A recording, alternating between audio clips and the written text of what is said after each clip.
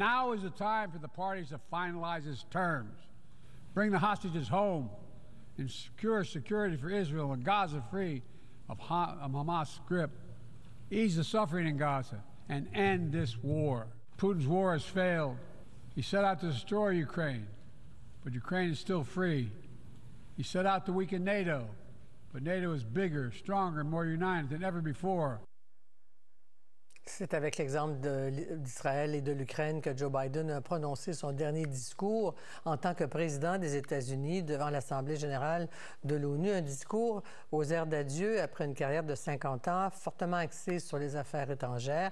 Il a appelé les dirigeants mondiaux à garder espoir, malgré les conflits qui perdurent au Proche-Orient et en Ukraine. J'en parle avec Valérie Baudouin, chercheure associée à la chaire Raoul-Dandurand sur les États-Unis de l'UQAM et une collaboratrice de 24/60. Bonsoir Valérie. Bonsoir. Qu'avez-vous retenu de ce discours? Il n'y avait pas beaucoup de tonus, mais est-ce qu'il y avait plus de contenu que de tonus? Oui, bien, c'est un peu son legs politique, c'est dire qu'est-ce qu'il veut faire avec la fin de son mandat, avec les mois qui sont à venir au niveau de la politique étrangère et finalement de faire un peu sa liste d'épicerie de ce qu'il souhaite en politique étrangère pour la personne qui va lui succéder, que ce soit Kamala Harris ou Donald Trump. Dans un cas, on peut imaginer une certaine continuité, mais dans l'autre, une rupture. Et justement, ce que je retiens, bien, c'est un peu ce que vous avez souligné dans l'extrait qu'on vient d'entendre. Ce désir d'avoir un règlement, d'avoir un cessez-le-feu, d'avoir les otages qui retrouvent leur famille en Israël. Il veut que ça fasse partie de son legs, de son héritage, de pouvoir aider à ces négociations. Mais le temps presse. Là, on est à quelques mois de la fin de son mandat et on n'est pas prêt avec ce qu'on a vu justement, ce qui s'est passé au Liban, d'avoir un règlement entre le Hamas et Israël. Du moins, c'est ce qu'à peu près tous les experts disent pour l'instant. Et l'Ukraine, bien sûr, de réitérer cet appui des États-Unis. Et je pense même que des sources proches de la Maison-Blanche la semaine dernière laissaient entendre qu'il ne réglera pas la situation des otages avant la fin de son mandat. C'est une sorte de canard boiteux là, à la fin d'un mandat, comme ça, il reste que quelques mois seulement. Autre sujet qui touche vraiment la démocratie américaine et la complexité du système électoral. Au Nebraska, expliquez-nous, il y a débat là-dessus, mais il y a un républicain qui a tenu tête à Donald Trump afin de ne pas changer les règles du jeu maintenant parce que ça ne se fait pas en temps d'élection. Expliquez-nous. Oui, bien, c'est toujours complexe dans le collège électoral, le système de démocratie indirecte aux États-Unis où on a vraiment un calcul mathématique lorsqu'on gagne un État, même par une voix, on gagne l'État au complet, à l'exception du Maine et du Nebraska. Donc, l'État qui nous intéresse, où on peut avoir les grands électeurs de diviser entre les deux candidats. Ça veut dire qu'on prévoyait qu'Harris gagne au moins un grand électeur. Donc, dans le calcul mathématique, cet électeur-là était très important pour elle.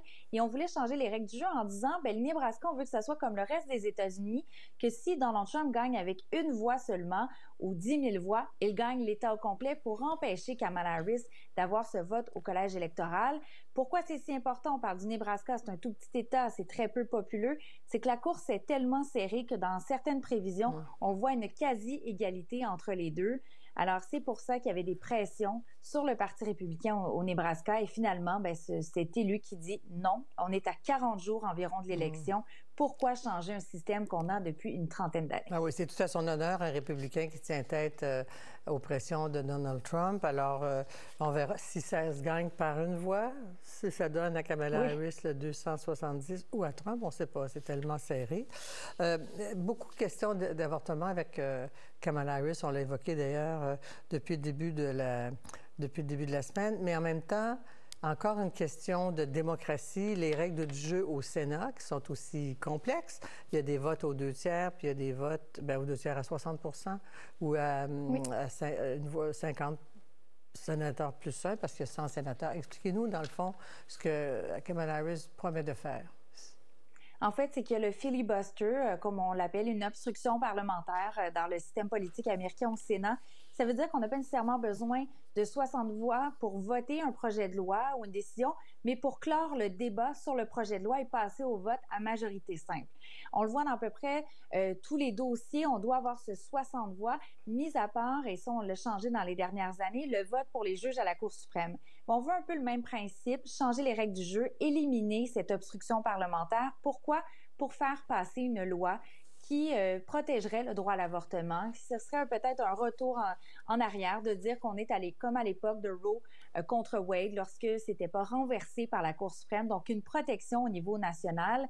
Et là, il y a Joe Manchin, ancien sénateur démocrate qui est rendu indépendant, qui a toujours été contre l'élimination du filibuster, qui dit que ça fait partie de la politique américaine, de la démocratie, de dire oui, il en faut 60 votes pour pouvoir se parler, s'entraider, trouver un terrain d'entente. Alors lui, il dit, je n'appuierai pas Kamala Harris parce qu'elle veut éliminer ce filibuster qui est si cher à la démocratie à ses yeux. Kamala Harris qui a dit ça dans une entrevue dans une radio au Wisconsin en disant « Mais vous voyez à quel point je veux protéger le droit à l'avortement. C'est justement en changeant les règles du jeu. » Juste préciser qu'elle n'a pas le pouvoir de le faire, mais comme leader du parti, elle peut dire aux sénateurs là, que ça fait partie d'un vote. S'ils ont une majorité, les démocrates, on a quand même une option pour pouvoir changer les règles du jeu, mais on est très loin de ça. C'est surtout une promesse qu'elle fait pour l'instant. Et pendant ce temps-là, Trump lui dit qu'il est le meilleur pour protéger les femmes, qu'avec lui, il ne serait plus question d'avortement. Alors, on verra l'importance, parce qu'il y a plusieurs États qui mettent ça. C'est la question de l'avortement en référendum le jour du 5 novembre. Oui. Il y a 10 États qui vont se prononcer sur le droit à l'avortement pour voir si on inclut ça dans la Constitution. Et jusqu'à maintenant, depuis 2 ans, depuis qu'on a renversé Roe contre Wade, à chaque fois qu'on avait une élection, c'était ça le sujet central, un référendum ou autre, c'est toujours le côté pro-choix qui a gagné. C'est pas un enjeu qui est cher aux républicains, justement, en raison, on sait qu'on peut perdre des votes avec l'enjeu de l'avortement.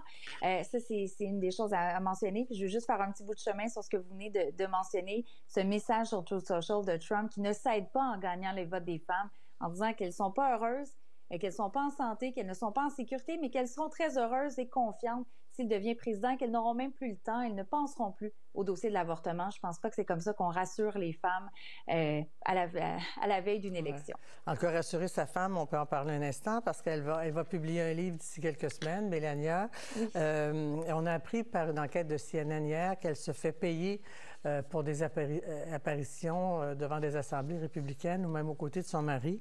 Un cas en particulier, le mois d'avril, 237 000 $. Alors, ça soulève quelles questions selon vous? En plus, elle publie son livre pendant la campagne électorale. Elle publie des vidéos. Je ne sais pas si on en a une qu'on peut entendre, mais on va entendre Melania Trump sur une de ses courtes vidéos qui fait la promotion de son livre. On l'écoute. The attempt to end my husband's life was a horrible, distressing experience. Now, the silence around it feels heavy. I can't help but wonder, why didn't law enforcement officials arrest the shooter before the speech? There is definitely more to this story. Un petit air de complot ici, là, Valérie, n'est-ce pas? Parce qu'il y a eu quand même une enquête. Là. Je pense que les gens qui ont commis des erreurs, ça va être révélé, tout ça. Mais sur cette histoire d'être payée, parce qu'elle est mystérieuse, Melania. Oui, bien tout à fait. Elle n'est pas aux côtés de son mari, mis à part quelques exceptions. La preuve, à la Convention républicaine, elle n'a pas pris la parole comme il y a 4 ans. Elle était seulement là la dernière soirée, donc pour être vue à ses côtés. Et oui, on a vu des premières dames avoir des montants d'argent pour donner des conférences, mais après une présidence. Là, c'est le cas particulier que c'est un ancien président, mais on est en campagne électorale et on se pose la question, pourquoi est-ce que sa femme a besoin d'être payée pour aider son mari à amasser de l'argent, aider son mari à être élu, à faire cette espèce de lobby auprès de groupes d'intérêt, d'électeurs. Et l'autre question éthique, c'est d'où vient cet argent? Et c'est ça qu'on ne sait pas en ce moment, et c'est justement au cœur de l'enquête de CNN, de se dire quel groupe a payé Melania Trump pour donner ses allocutions. Je vous dirais un peu cyniquement que déjà au niveau éthique, dans le système électoral américain, avec pas de plafond pour les dons ou ce qu'on appelle les super PAC et les organisations qui financent les élections, les publicités électorales plutôt, devrais-je dire, on a déjà des questions éthiques qui se posent et là, c'est ajouter une couche supplémentaire et surtout un gros point d'interrogation sur pourquoi elle fait ça. Très bien. En tout cas, elle donne une entrevue à Fox jeudi. Alors, merci beaucoup Valérie. À très, très bientôt. Au revoir. À bientôt. Merci.